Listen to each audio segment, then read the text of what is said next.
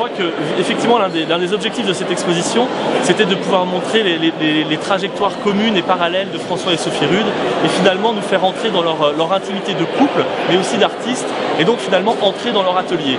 Entrer dans leur atelier et voir comment ensemble ils évoluent à travers le 19e siècle, un siècle foisonnant d'un point de vue artistique, comment est-ce qu'ils évoluent ensemble pour créer des œuvres d'art pour lesquels effectivement François Rude va certainement être celui qui va être le plus remarqué, mais qui effectivement vont marquer leur temps et leur époque, et surtout qui vont être en lien avec les idéaux de liberté, les idéaux révolutionnaires de ce grand siècle qu'est le 19e siècle.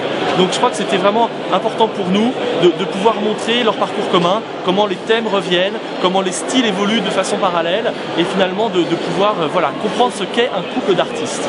Évidemment, l'exposition essaye de montrer comment finalement ces deux artistes travaillent vraiment ensemble. D'abord parce qu'il y a des chantiers où ils ont travaillé ensemble. Je pense en particulier au pavillon de Tervuren, qui fait l'objet d'une très belle salle dans l'exposition, où malheureusement seules les œuvres de François Rude sont encore existantes parce que l'endroit a brûlé, mais où on sait que Sophie a créé toute la décoration peinte autour des sculptures de François Rude.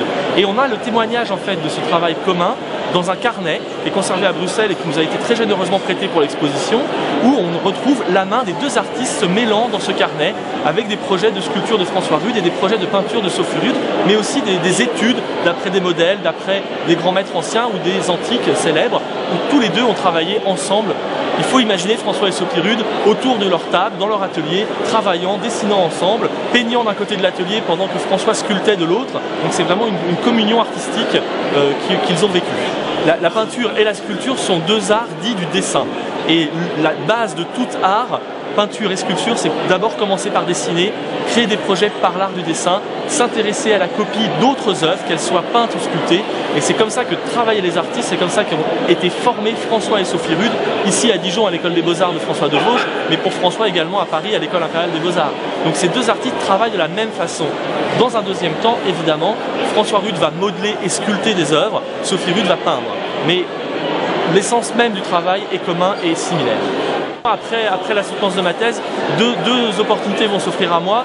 Peut-être de rentrer dans une université en tant qu'enseignant, ce qui est aussi l'un des aspects que j'aime dans l'histoire de l'art, c'est cette capacité à transmettre à de jeunes chercheurs. Mais il est tout à fait certain que si j'avais l'opportunité de travailler dans un musée aussi prestigieux et passionnant que le musée des Beaux-Arts de Dijon, ce serait un immense plaisir. Donc nous verrons cela dans quelques années.